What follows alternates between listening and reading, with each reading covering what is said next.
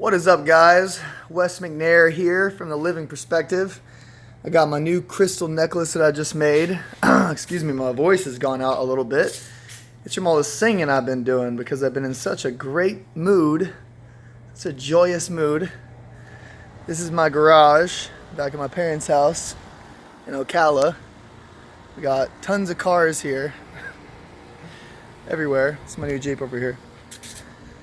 So for this video, I wanted to talk a little bit about the idea of oneness, because I feel like this idea gets talked about quite a bit, but I really want to teach it to you guys like I'm talking to a 5-year-old. So how do you explain to a 5-year-old, or let's say a 10-year-old, how to understand oneness simply? Well, for one, without getting into the quantum physics of it, think about this. This is an ancient belief in many different spiritual practices, that we are all one consciousness that created the universe. Think about this in a common sense perspective, okay? If nothing existed before God, and this is what basically every major religion can buy into, is that if nothing existed but God before the universe was created, there was only God there, only this consciousness in an empty void of nothingness, but there's a consciousness there. And then all of a sudden the universe was created. Well, what's the universe made out of? So I want to ask you, what is the universe made out of? What is this tree? It's providing me shade. What's this tree? Seems pretty solid, right? All this. What's my face made of? Well, let's get into the science of it a little bit here.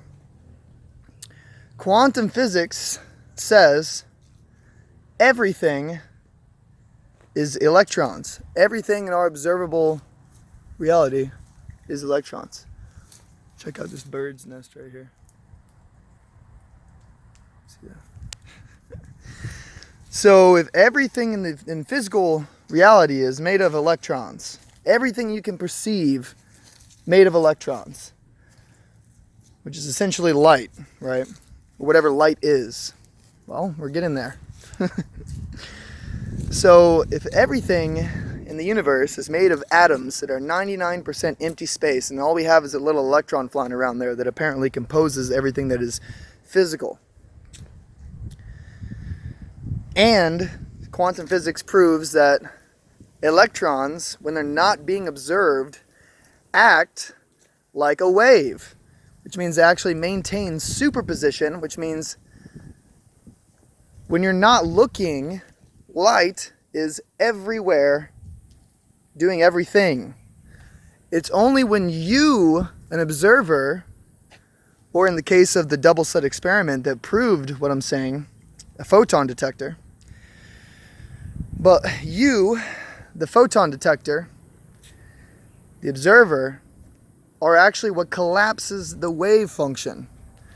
So what that means is that when you're walking around, when you're moving through reality, it's actually a lot like a video game. It's the best analogy I can give, and I've heard physicists use the same analogy. Because in a video game, as you're moving through the game is rendering in for you. If you turn your back, what's behind you does not exist. Okay?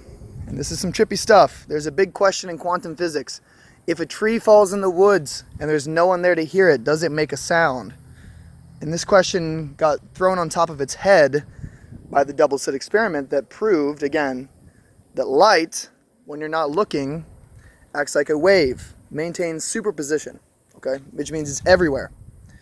And then as soon as you step in the room, that light instantly, and we're talking about, in video games, you might have some lag, some graphical errors, you might have some frame rates or something as you're moving through. It might take you might notice that it's not loading in perfectly. Well, that's never going to happen in reality. You're never going to notice it. You're never going to notice any glitches, except for maybe the Mandela effect, and we could talk more about that in another video. But you're never going to notice it. It's perfectly seamless. It's perfect.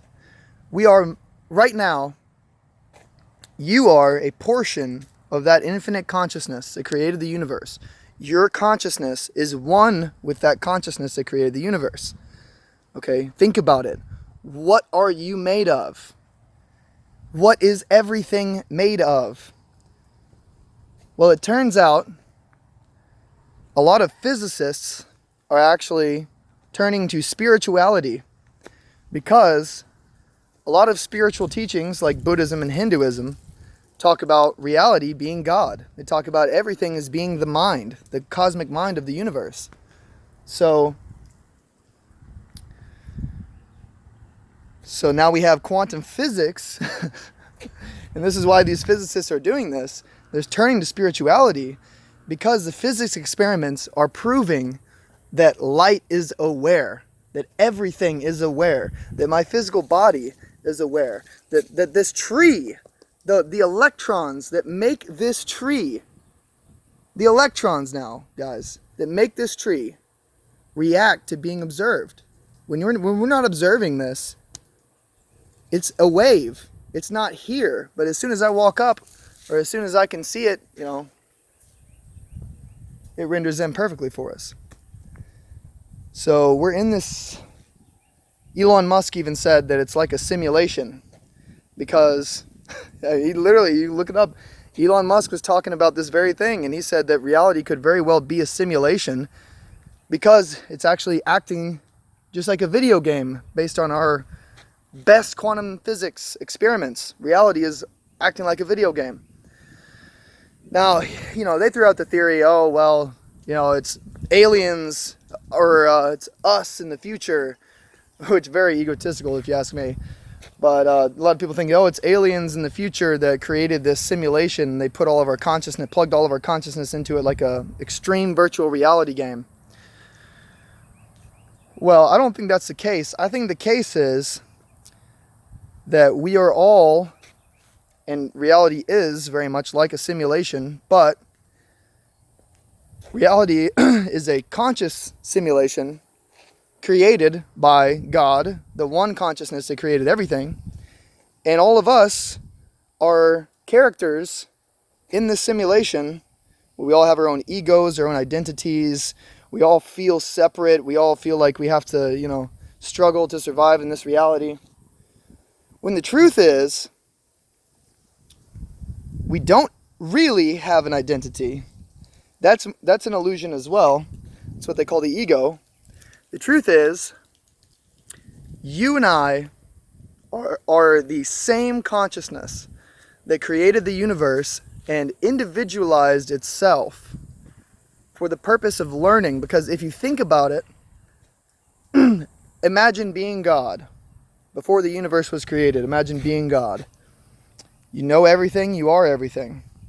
There's no time, so instantly you're going to realize that it gets pretty boring knowing everything and being everything and everything being perfect all the time. So what did God do? Because there's a limited number, there's only so much you can experience while knowing everything, right? And while living in a perfect world, there's only so much you can experience. Only so many lessons you can learn. So what God decided to do was to create a reality to experience itself, to experience itself as being separate, as not knowing everything, and having to suffer. Because guess what? That opens up a whole new range of lessons, a whole new range of experiences that you might never have, it would have been impossible to have. Would have been impossible to experience being Wesley McNair if I was still aware of the fact that I was the infinite consciousness that created the universe. So when we talk about religions, and we talk about Buddhism being a religion, Buddhism's not a religion. It never considered itself a religion.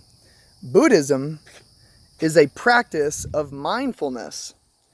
And what is mindfulness? Mindfulness is being mindful of the fact that you are the creator.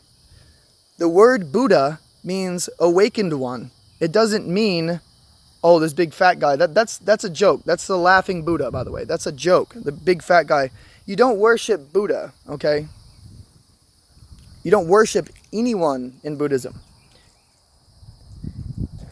It is non-theistic. You don't worship Buddha. You are Buddha. And you don't worship yourself either.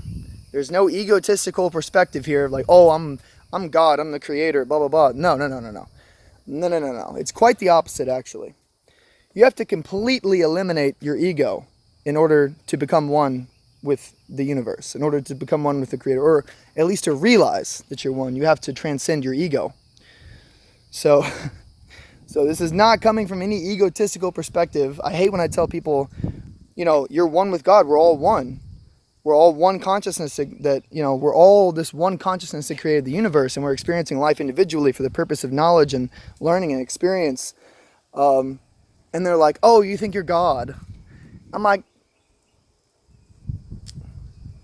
not from the perspective that I think I am the one all-knowing being, all-powerful, omnipotent being that created the universe, and that all of you else are, that's not where we're coming from at all. There's a lot of misconceptions in spirituality. So we're coming from the perspective that we are all totally equal, but not from this standpoint of, like Christianity makes you feel like, oh, we're all equally sinners, we're all equally bad, we're all equally undeserving. We don't deserve God's forgiveness. We don't deserve to go to heaven because we're all evil. We're all bad sinners, right? Well, I don't think that that's what Jesus taught at all. I think that that's what the Roman Catholic Church did with Jesus' teachings. I think that's the manipulation that we're seeing today. That's got people in a fear-based imprisonment spiritually. So things like psychic abilities, channeling, all that kind of stuff. Extraterrestrials must be demons. According to the Bible, they must be demons. Whenever the God of the Old Testament flew in a flaming chariot, which was a vehicle of war to our people, and killed hundreds of thousands of Palestinians because he said that they were the son of the devil. That is a strong separation programming there. Because now what happens in today's world is we look over at people in the Middle East, Islamic people, and we think in the back of our heads, because we've been programmed growing up from Christianity, we think, oh, they're the sons of the devil because they did 9/11. No, they didn't. It was an inside job. So we think they're the sons of the devil because they don't believe in Jesus. Therefore, it's okay that we kill them. Hundreds of thousands of them. We bomb them, airstrike them. A friend of mine, Alex, used a word in one of his songs. He said, y'all worship God with warships, and that's a hell of a deal. It's a powerful little line there in that song. So, back to the oneness perspective. I went off a little bit on a tangent here. So, again, let's look at some physics. Quantum entanglement. What does quantum entanglement prove? Quantum entanglement, what Einstein called spooky action at a distance. Because Einstein believed that light had a speed limit. The speed limit was 186,000 miles per second, I believe. And that was believed for a long time to be the speed limit of light. But what they found, some people have found that they could actually make sound move faster. And apparently that light actually can change speeds. But the really mind-blowing thing here is quantum entanglement, because quantum entanglement is where you take two particles and you entangle them, which means you bring them close together so they become entangled, and then you can separate them over any distance in space and time. They literally took these particles across the world from each other. And what happens is when they applied an electrical charge to one of them, they both gave off the same reaction simultaneously. Not a second in between. They both reacted at the same time. So the reason why Einstein called that spooky is because it completely defied his theory that information can only travel at a certain speed. this actually proves that information can travel instantaneously. And so a lot of people, we've been talking about reality being an illusion. Space and time is an illusion. Okay, space and time is an illusion. On a deeper level, if we talk about the quantum field now, it's almost like a different dimension. And on that level, everything is connected. Okay? So when you take these two particles that are entangled and they react simultaneously, it's because they're communicating through this, almost like they're communicating in a different dimension, a dimension that is higher than ours. And you can only get there by, oh God, sorry. You can only get there by zooming in very, very incredibly small until you get to this world where physics doesn't act like the physics that we normally think of. I highly recommend, if you haven't, look up the double slit experiment. There's a cartoon animation that goes through it very, very well, and it explains it. And it is truly mind-blowing. I've shown that to a lot of people. It's something I've included in multiple different classes. And so definitely look up the double slit experiment. It is known as the grandfather of all quantum physics experiments because, again, it proves that electrons, which again make up all physical reality. It's nothing but electrons right here. It's nothing but electrons. They don't act like what we normally think they should act like. We think of physical reality as being solid. It's always there. Should act like a solid ball of something. But whenever you zoom in super close, it starts acting different.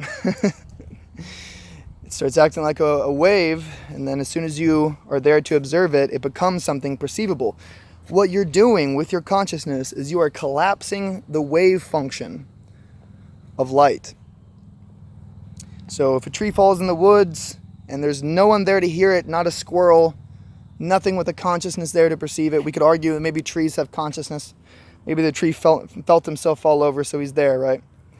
But it's become a bigger question because we can't prove it. Because the experiments show that everything made of electrons is actually acting like a wave or maintaining superposition. So when you leave your room, you close that door, there is no guarantee that your room is the same. There's actually a great chance that it doesn't exist until you are there to perceive it. So again, back to the analogy of the video game. It's like we're moving through this perfect simulation, but the simulation itself is consciousness. We're not inside of a computer game here. We're inside of a conscious game. So